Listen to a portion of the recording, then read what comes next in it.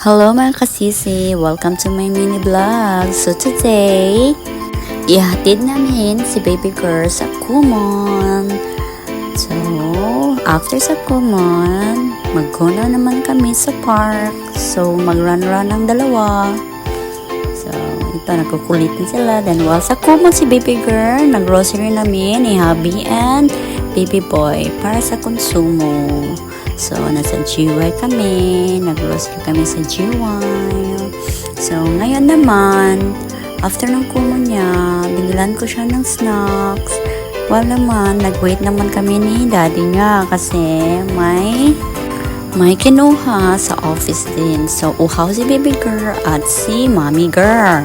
So, ito naman si baby boy parang malungkot pero tinitignan niya lang niya paano lalagay yung straw ng prop ni ate niya.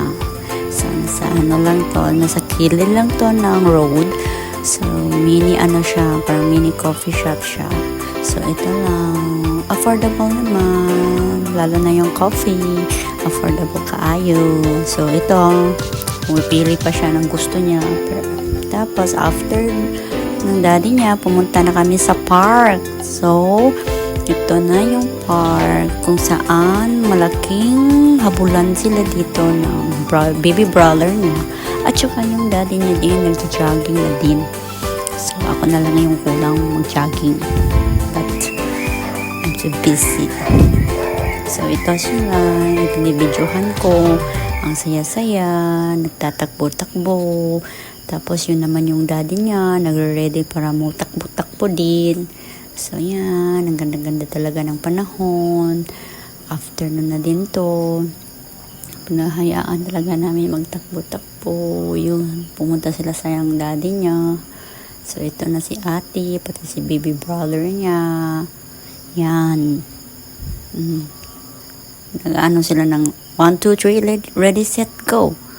Yan. 1, 2, 3, ready, set, go. Naiwan yung kapatid. Ang lakas-lakas tumakbo yung yung ate.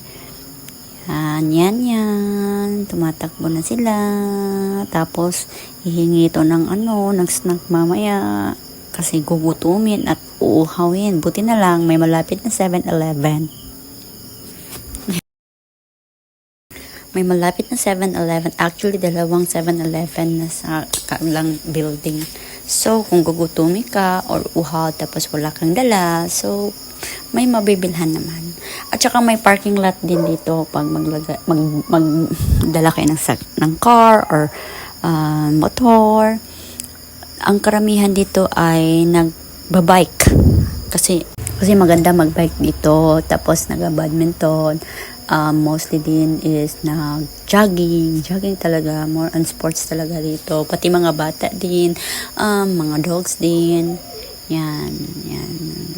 Nag-shortcut kami kasi hindi namin sila nahabol. So, nag-shortcut kami ito.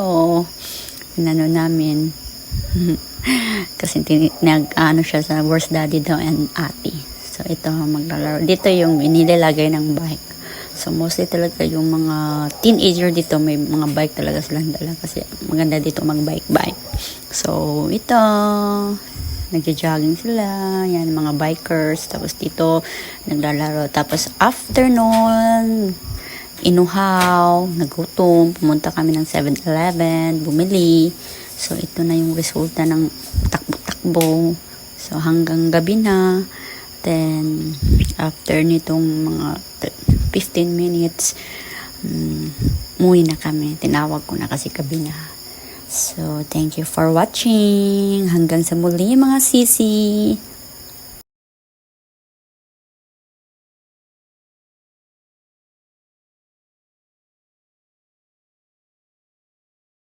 We are Ponzi family. Like and subscribe.